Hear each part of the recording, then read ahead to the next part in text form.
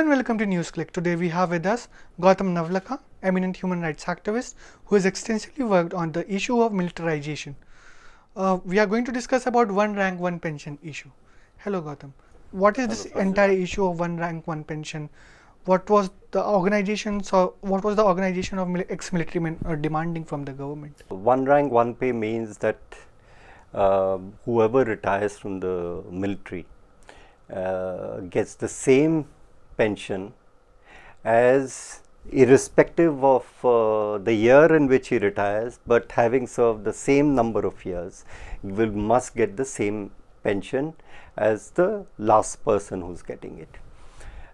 In a nutshell, this is what equalization of salaries means. So it means that if 20 years ago somebody retired and was getting lower pension, and somebody who's retires today 20 years later at the same rank, having some the same number of years, gets higher pension, that there would be an equalization between them. So what were the basic demands that there were various portions in the demand? The ex-army men organizations had demanded to review, to keep a time period for review of the pensions. So what has the government given in response to those demands? Actually, what the government has given is nothing much, in a nutshell, because the formal announcement has yet to come.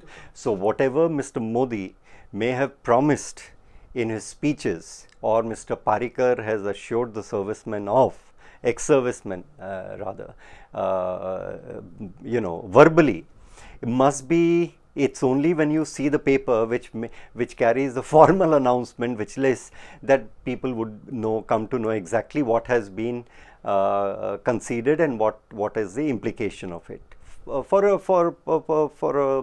There are several issues. For instance, one of the sticking point is not only the periodicity of this equalization, whether it should be done annually or it should be done in 5 years. The government has proposed 5 years. Now, this is supposed to come into play from 2014, July 1st, July 2014. The payments will be made in 2015. And the base year will be, I believe, 2013. So what's the implication? Now what it means is that two issues here. What the servicemen don't know is, now that the government has announced it will be done 5 years, is those 5 years, they'll have to wait for those 5 years now to see, for equalization of pay, or will it be done now, because the 7th Pay Commission is going to come out in 2016, 1st January 2016. Will they be covered also by that? There is confusion on that count, and it's a very serious, because suppose, for instance, this comes into play from this year onwards, one rank, one pension that the government has announced. If it becomes due now, according to the government announcement, the revision will take place in 2018. In between, the 7th Pay Commission would have come out with its report. Now, would the 7th Pay Commission award also apply to them or not, is an issue that they do not know anything about. Then there is confusion about this whole question about, you see, Mr. Parrikar on Saturday, when he announced formally, he made it very clear that one rank, one pension will not apply to those who have retired voluntarily. Correct? Now, what is what has not been cleared is, when the Prime Minister clarified, what is not clear is whether his clarification applies only for personnel below officer rank or also to the officers, because a large number of officers either are compulsorily retired or after 20 years can seek voluntarily retirement. So, or the government is making a distinction between the two. It's like penny pinching actually. The government is trying its level best to reduce its burden, which is going to be exorbitant. And I think that's an issue that has to also be kept in mind. When we look at the expenditure that the government is incurring on defense sector, it's quite huge and a major portion of our GDP. So, will the extra burden that the government may have, will it be part of the defense budget itself, or will there be any other specific allotment made to it? You see, let's keep two things in mind. Defense pensions, unlike the civil pensions of Government of India, the difference between the two is whereas from 2004, after the pension reform introduced, the national pension scheme that was introduced became a contributory pension. So 10% of the basic pay of civil government employees is also deducted. So they contribute 10% of that, and the government matches that. In the case of defense personnel, the entire amount is borne by the exchequer. So it's the public fund which pays for it. There is that difference that has to be kept in mind. So therefore, the impact of any hike in pension would be felt differentially by the civil as well as the defense pensions. That is one. But let's look at the size of the defense pensions also. The total defense outlay in 2015 and 16, according to Government of India, volume 2 of the expenditure budget of the Ministry of Finance, makes it very clear that 54,500 is the estimate defense pension which was allocated. Against that, 26,285 crores are civil pensions. So the total burden comes to about 80 plus thousand crores, which is a significant amount. Now, with one rank, one pension coming into play, there is a confusion about what would be the financial outgo on account of that. Government is not very forthcoming on that. They are very cagey about it. So even when Minister of State for in the Ministry of Finance, Jayant Sinha, talked about that it's not going to have any impact on the fiscal deficit, etc., and said that this is something well within our capacity to absorb and all that, was completely silent. Well, he dangled a figure of recurring expenditure as being in the range of 8,000 to up to 10,000 crores. As far as areas were concerned, he was completely and scrupulously silent, and that's where it's going to bite in the short run. And other estimates suggest that it would probably, the defense pensions would rise probably to 75,000 crore rupees in 2015 and 16. The important thing about defense pension is that in 3 years' time, it's estimated, with the recurring expenditure being what? The size of the defense, it would rise to about 1 lakh. Now, this is an account of the sheer size of the defense force and the defense pensioners in the country. Now, there is confusion also about number. There's a major confusion also around when the government is hiking the DA of various central government employees. So there's a confusion around that also, like day before yesterday, the government is planning to announce 6% hike in the DA. So would you like to comment something on that? No, but that also shows that in terms of, since the wages are indexed to the consumer price index, government has allocated roughly 6,700 crores for as additional. But this is also something which impacts defense pensioners. Because this is for the government employees, those currently working the pensions will get impacted only by the 7th pay commission award. So we'll have to wait and see what happens there. In the similar case for defense persons, they'll have to wait and see exactly what the the formal commitment is on the government side to know exactly what would happen to their wages, whether it's going to be, and how much of it is going to be indexed to the dearness, to the rising prices, and whether they'll be covered by it or not, and when. So these are still issues. But there is another issue which is very important here. While we are talking about the financial, as far as if you look at the budgetary account, there is reason to argue that the expenditure that the government incurs on account of its sprawling bureaucracy is actually not so high. Please remember, in a country like India, the largest employment generation source continues to remain the government sector. And in a time where there has been jobless growth in the country, and industry's performance in terms of creation of jobs has been rather poor, government sector therefore remains, and its increase in government sector by itself is not something which necessarily is a bad thing for the country. The issue is, what kind of employment are you generating? And that's where the question of defense pensions and defense personnel comes into play. If you look at, one of the interesting things about about our country is that out of roughly 2.5 lakh jobs that are going to be created according to Government of India as for 2015-16, it's a budget account shows 2.5 lakh, 50% of them are going to be raised in the armed forces. Now this is a wasteful engagement. You are increasing actually the burden on the public exchequer by increasing the pension cost rather than cutting them. So cutting down the size of the forces, manpower augmentation, as world over it has taken place, and the armies have trimmed themselves in terms of the personnel. It's the opposite direction we have been moving. And if this new command that was supposed to come up, the new mountain corps that was coming up, which would have meant an additional 90,000 jobs, soldiers being recruited, which has been cut down but not given up completely, it's only been staggered, only means that we are moving in the opposite direction of augmentation of a manpower, which means that our defense burden and the outgo is going to continue to increase. This is harmful.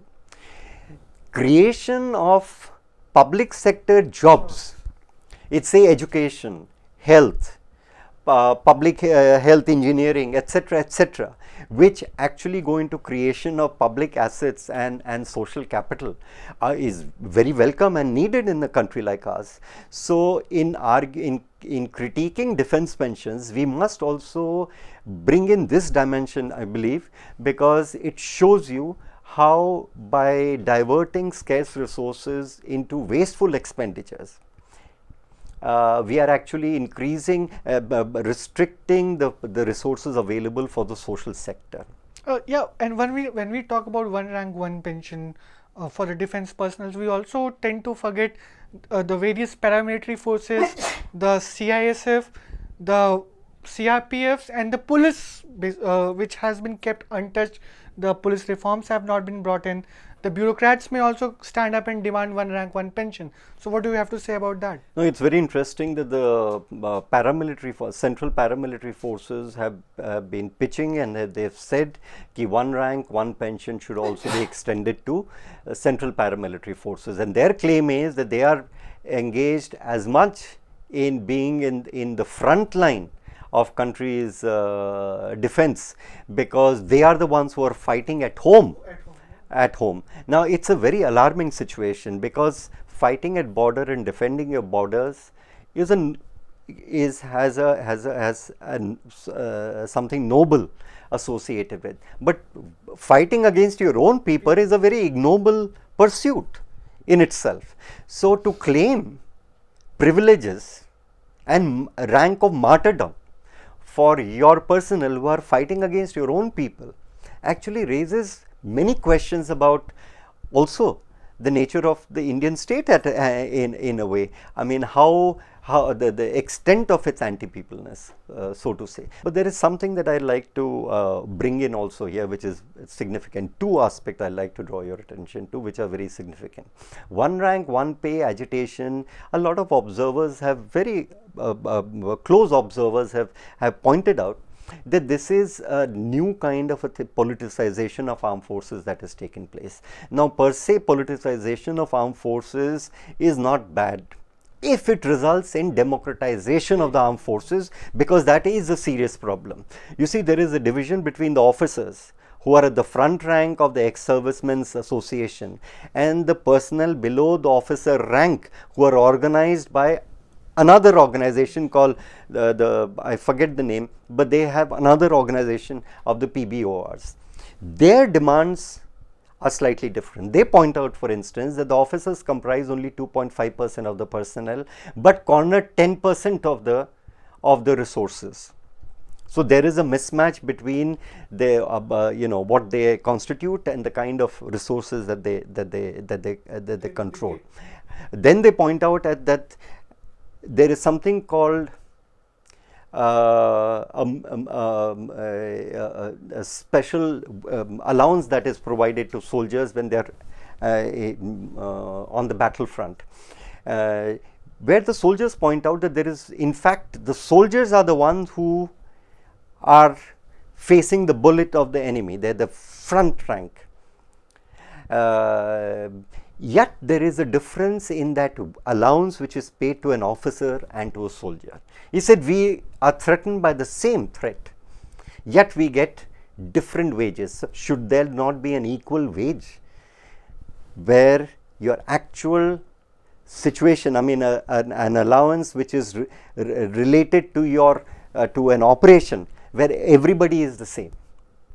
Should it not be same? So there are many issues. Plus there is issues about why is it that the personnel below officer rank get adversely affected by the military tribunal system of justice, and it's the officers who go on to comprise also the court-martial board, even when they are the perpetrators, can escape because they are the ones who also form the court-martial proceedings. So there is a need to take another look at something which we have so far not looked into, at the Army Act, which is actually a colonial act with minor changes and modifications in the act, which was adopted in the 1950s by any stretch of imagination. If we look at the recruitment process itself, the way the upper rank officers are recruited and the way Jawans are recruited, there is a stark difference between the education provided to them within the armed forces itself, which you have already told about, that this also influences the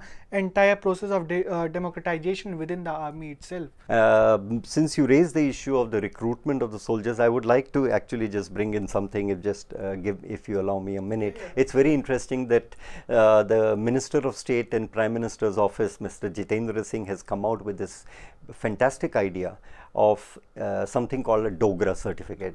Now, it's a fact that it was the UPA which has introduced and promoted the idea of a Dogra certificate, which means relaxing certain criteria for recruitment of soldiers from areas. Now, it was restricted then only to the Dogra Hindus. Okay, the Dogras, therefore the name Dogra certificate. The argument of Mr. Jitendra Singh, and that is something which should prick our ears, is that this was something that the British had discovered, that there are certain people residing in some areas who are soldiers, who can be made soldiers. So people who reside in Kandi areas of Jammu, for instance, like the Kumaon or the Jat regiment, etc., or the Sikh regiment or the Maha regiment, etc., Gorkha regiment and all, are recruited in certain key areas which have been found to result in very fine soldiers. Now, this is an extremely retrogressive and reactionary policy. We have claimed, actually, if you recall, it's during the Satcha Commission time, when Satcha Commission wanted a census, community-wise census, a religious profile of the Indian army, the army had put its foot down and saying the Indian army is secular army and that there is no difference. We know for a fact that there are 40% of regiments which are actually ethnicity or caste based or religion based in this country. We also know that there is no proportional representation of people from across the length and breadth of the country, comprising different sections and different kind of types of, groups of people and communities who reside and go up into making India. When you don't have it, and somebody like BJP's Jitendra Singh comes out with this obnoxious idea of introducing Dogra, that it only shows the kind of times we are living, where we are moving backward rather than forward. But it's therefore very interesting that one rank, one pay pension debate and agitation has provided us with an opportunity to start looking at armed forces much more closely and a number of issues that are related to them much more closely than we have done so far. Thanks, Gautam, for giving us your time, and as the things proceed, as you say, it would stop here. We'll be coming back to you on such issues. Thanks a lot. Thank you.